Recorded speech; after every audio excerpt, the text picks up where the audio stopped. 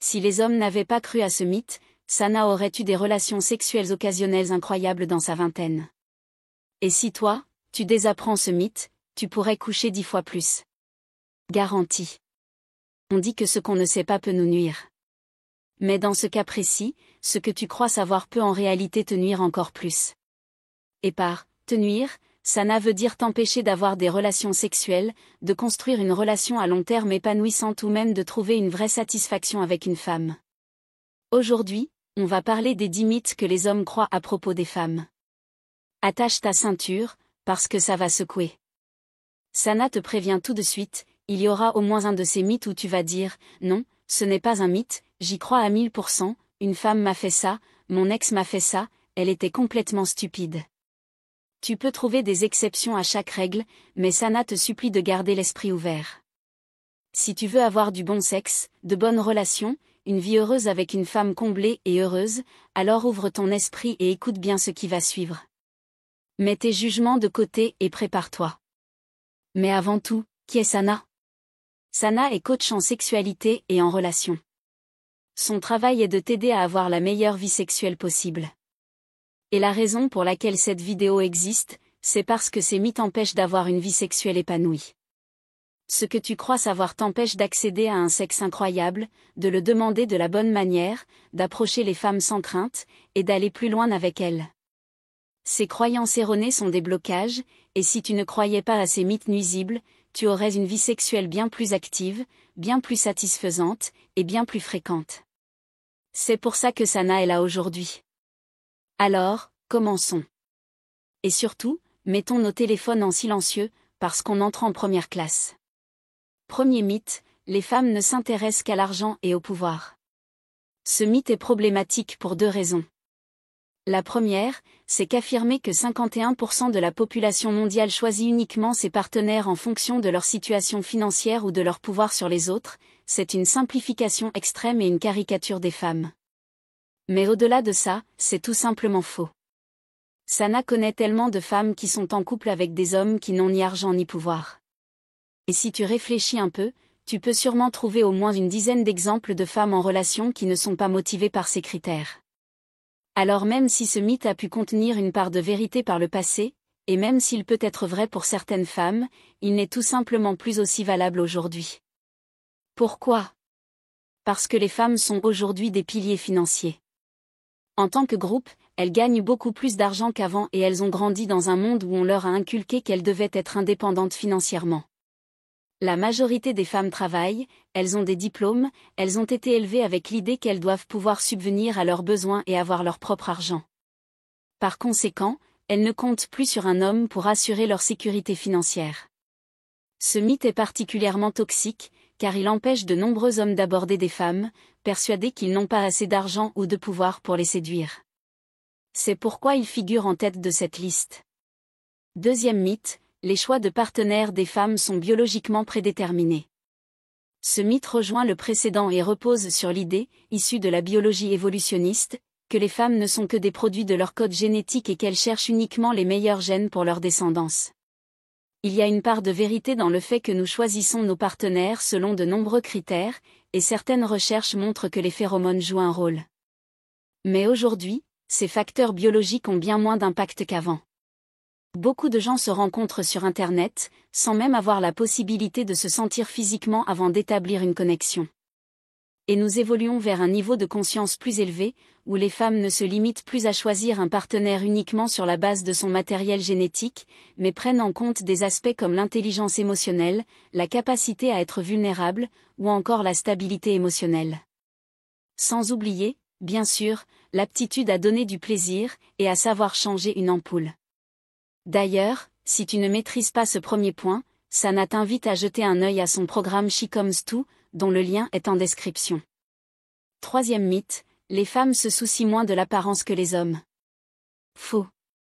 Les femmes accordent de l'importance à l'apparence physique, mais pas forcément de la même manière que les hommes.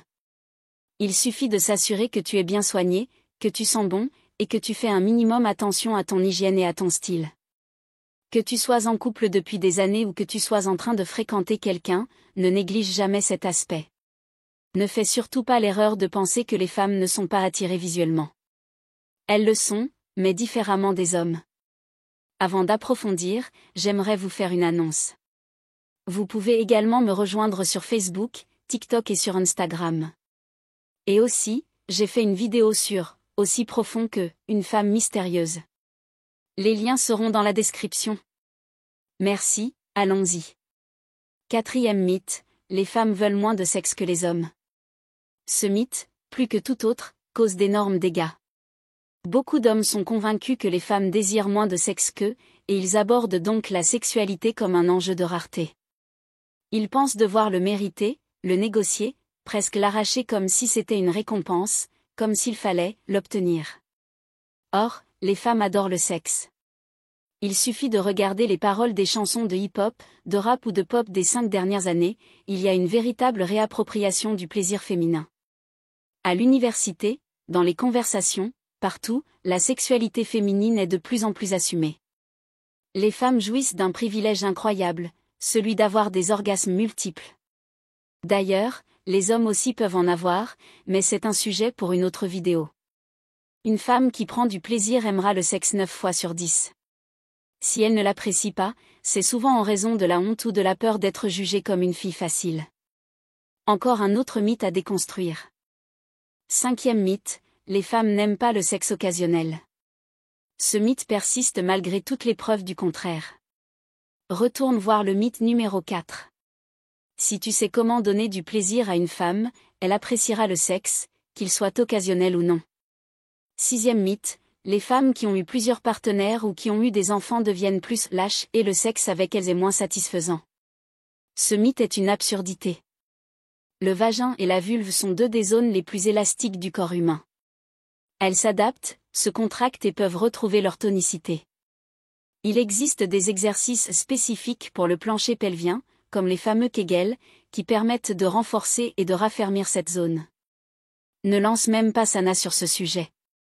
Ce mythe est non seulement faux, mais il perpétue aussi l'idée toxique que les femmes ayant eu plusieurs partenaires sont sales ou indésirables. Écoute bien, si tu veux que les femmes prennent du plaisir avec toi, arrête de les étiqueter avec des termes dégradants. Ne les considère pas comme des salopes ou des femmes dégradées. Cela ne sert à rien. Si tu préfères être avec quelqu'un qui n'a jamais eu d'expérience sexuelle, libre à toi. Il n'y a aucun jugement à avoir là-dessus. Mais dans ce cas, n'emploie pas des mots qui rabaissent les autres femmes pour justifier tes préférences. Cela ne fait de bien à personne. 7e mythe, les femmes peuvent devenir dépendantes de leur vibromasseur. Beaucoup d'hommes se sentent menacés par les sextoys féminins, et Sana comprend pourquoi. Après tout, ils existent sous toutes les formes et toutes les tailles, ils ne se ramollissent jamais, et ils sont toujours disponibles, à tout moment, sans effort. Il existe un mythe persistant selon lequel l'utilisation d'un vibromasseur pour atteindre l'orgasme peut entraîner une dépendance, engourdir le clitoris ou empêcher une femme d'avoir des orgasmes avec un partenaire. Ce n'est pas vrai. Cela étant dit, certaines femmes s'habituent et comptent sur leur vibromasseur pour atteindre un orgasme clitoridien, plutôt que d'utiliser leurs mains, un jet d'eau sous la douche ou toute autre stimulation. La vérité, c'est que de nombreuses femmes ne peuvent atteindre l'orgasme que par stimulation clitoridienne, et il n'y a absolument rien de honteux à cela. Si une femme se sent frustrée par sa dépendance au vibromasseur, il existe des moyens pour en diminuer l'usage et retrouver une plus grande variété de sensations, mais ce n'est en aucun cas un problème en soi. Sana pense même que plus il y a d'orgasmes, mieux c'est, peu importe la manière dont ils sont atteints, tant que cela reste consensuel, entre adultes responsables. Et honnêtement, tout ce qui favorise plus de plaisir est une bonne chose. 8e mythe, les femmes ont besoin de pénétration profonde et d'un pénis énorme pour atteindre un orgasme incroyable. Ce n'est pas vrai. Il existe certains types d'orgasmes qui nécessitent effectivement une pénétration profonde, notamment ceux qui proviennent de la stimulation du col de l'utérus, du point A et du point P féminin, également appelé fornix antérieur et postérieur. Ces zones sont sensibles et nécessitent une pénétration rythmique et profonde pour déclencher un orgasme cervical. Mais cela ne signifie pas que toutes les femmes ont besoin de cela pour atteindre un plaisir intense. En réalité, un orgasme combiné du point G et du clitoris peut littéralement provoquer une explosion de plaisir si c'est bien fait. La pénétration profonde et les orgasmes cervicaux ne sont donc pas une nécessité pour une vie sexuelle satisfaisante. C'est un bonus agréable pour certaines, mais certainement pas une obligation pour toutes. 9e mythe, les femmes inventent des accusations de viol et d'agression sexuelle. Selon une étude de l'Université du Massachusetts, entre 2% et 10% des accusations de viol des 20 dernières années pourraient être fausses. Ce qui signifie que 90 à 98% des accusations de viol et d'agression sexuelle sont fondées. Et n'oublions pas qu'environ 60% des viols et agressions sexuelles ne sont même pas signalés. Sana inclut ce point dans la liste parce qu'il existe un mythe persistant selon lequel les femmes seraient dangereuses, qu'elles n'auraient qu'à accuser un homme de viol ou d'agression pour ruiner sa vie, décrocher un gros chèque ou l'envoyer en prison. Ce mythe vient probablement d'une peur profonde et d'une méfiance exagérée envers les femmes en général. Oui, des gens mentent. Oui, il y a des individus qui font des choses immorales. Mais si tu utilises ce mythe comme excuse pour ne pas sortir, ne pas fréquenter de femmes ou ne pas essayer d'avoir des relations sexuelles, alors tu te cherches simplement une excuse. Ce n'est pas une raison valable pour éviter les rencontres. C'est une raison valable pour éviter de violer ou d'agresser quelqu'un. Et si tu regardes cette chaîne, Sana espère que tu es pleinement conscient de l'importance du consentement et du respect des limites de l'autre. Oui, quelqu'un peut mentir. Tout le monde peut mentir. Un homme pourrait tout aussi bien mentir et accuser une femme de vol ou de tentative de meurtre. Les gens mentent sur de nombreuses choses. Mais ce n'est pas une raison pour perpétuer un mythe aussi nuisible. En tant que survivante d'un viol, Sana trouve ce mythe profondément blessant et personnellement révoltant. 10e mythe, les féministes détestent les hommes et veulent les détruire. Le féminisme est un mouvement fondé sur l'égalité des droits entre les hommes et les femmes, pas sur un matriarcat où les femmes prennent le pouvoir, ni sur un contrôle total des ressources et des institutions par les femmes. Sana pense que cette idée relève d'une stratégie de division qui vise à opposer les femmes entre elles pour mieux les dominer. Et oui, Sana se considère comme féministe. Si cela te choque et que tu veux te désabonner pour cette raison, elle n'a aucun problème avec ça. On est en 2020, mec. Black Lives Matter. Les vies des personnes trans comptent. Les vies des femmes noires trans comptent. Et être féministe ne devrait même plus être un sujet de débat aujourd'hui. Sana croit en l'égalité des droits pour tous, hommes, femmes, personnes non binaires et toutes les identités de genre. Tout le monde mérite le même respect, le même accès aux ressources, la même considération, bien sûr, le même droit au plaisir. Si tu as aimé cette vidéo, laisse un pouce bleu et écris en commentaire quel mythe tu penses être le plus nuisible à la vie sexuelle des hommes. Et si tu veux apprendre à devenir un amant exceptionnel pour une femme, Sana t'invite à découvrir son masterclass She Comes Too.